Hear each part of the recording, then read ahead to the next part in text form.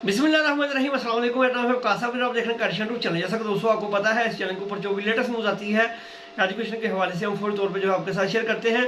और आज की इस वीडियो के अंदर हम बात करेंगे एग्जाम 2022 के हवाले से।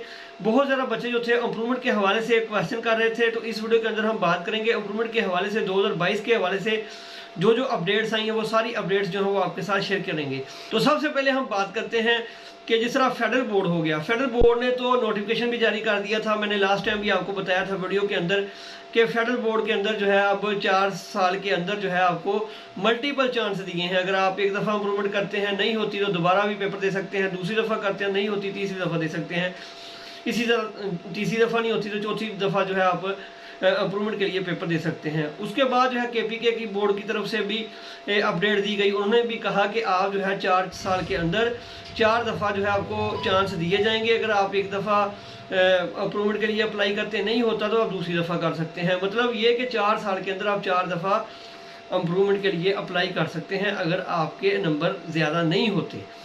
इसी तरह उसके बाद जो है सिंध बोर्ड की तरफ से भी नोटिफिकेशन दिया गया कि आप जो है 4 साल के अंदर 4 दफ़ा इंप्रूवमेंट के पेपर दे सकते हैं। इसके अलावा जो है पंजाब के हवाले से भी बहुत ज़्यादा बच्चे जो थे वो पूछ रहे थे कि क्या पंजाब के अंदर भी पॉलिसी जो है वो इसी तरह है। तो मैं आपकी बात क्लियर कर दूं कि पंजाब के अंदर जो है आप 3 साल के अंदर 4 दफ़ा जो है इंप्रूवमेंट कर सकते हैं। मतलब ये कि 3 साल के अंदर आपको 4 चांस जो है वो दिए जाएंगे।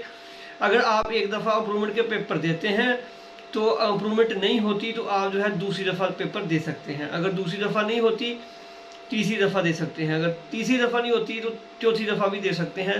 3 साल के अंदर 4 दफ़ा इंप्रूवमेंट के लिए अप्लाई कर सकते हैं। लेकिन इसके अंदर जो है अभी तक जो अपडेट आई है, ये कहा गया है कि जिन बच्चों ने इंप्रूवमेंट के पेपर दिए थे और बच्चों का एक भी नंबर अगर बढ़ गया है तो वो बच्चे दोबारा इंप्रूवमेंट के लिए अप्लाई नहीं कर सकते। सिर्फ वो बच्चे अप्लाई कर सकते हैं जिन्होंने पेपर दिए थे लेकिन उनके नंबर नहीं बढ़े, ठीक है, तो वो बच्चे जो है दोबारा अप्लाई कर सकते हैं। और जिनका एक भी नंबर बढ़ गया है तो वो इंप्रूवमेंट के लिए अप्लाई नहीं कर सकते। अभी तक जो है अपडेट ये है। IBCC के सेक्रेटरी साहब ने भी लास्ट टाइम गुफ्तगू की थी, उन्होंने भी बताया था कि अभी तक पंजाब के हवाले से ये अपडेट है। बाकी आप बच्चे थोड़ा सा इंतज़ार कर लें, इंशाल्लाह जल्द जैसे ही अगर कोई इसके अंदर चेंजिंग आई या पॉलिसी जो है रिवाइज हो गई तो फिर आपके साथ जो है अपडेट शेयर कर दी जाएगी। बाकी इस दफ़ा फुल सिलेबस होगा।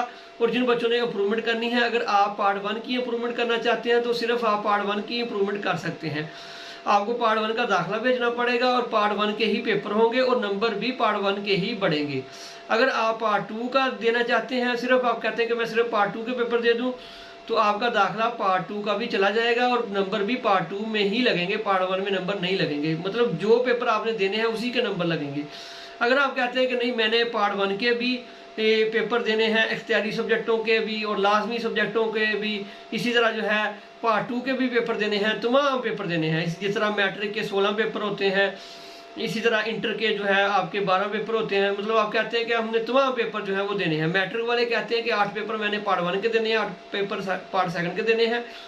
तो आप जो है 9th 10th का दाखिला भेज के तमाम सब्जेक्टों के लिए इंप्रूवमेंट कर सकते हैं। इसी तरह 11वीं और 12वीं क्लास वाले बच्चे भी, इसी तरह जो है इंटर के बच्चे भी पार्ट 1 का 11वीं क्लास का भी दाखिला भेज सकते हैं और 12वीं क्लास का भी। आपने कंबाइंड दाखिला भेजना है, 11वीं क्लास का भी और 12वीं क्लास का भी आपका कंबाइंड दाखिला जाएगा।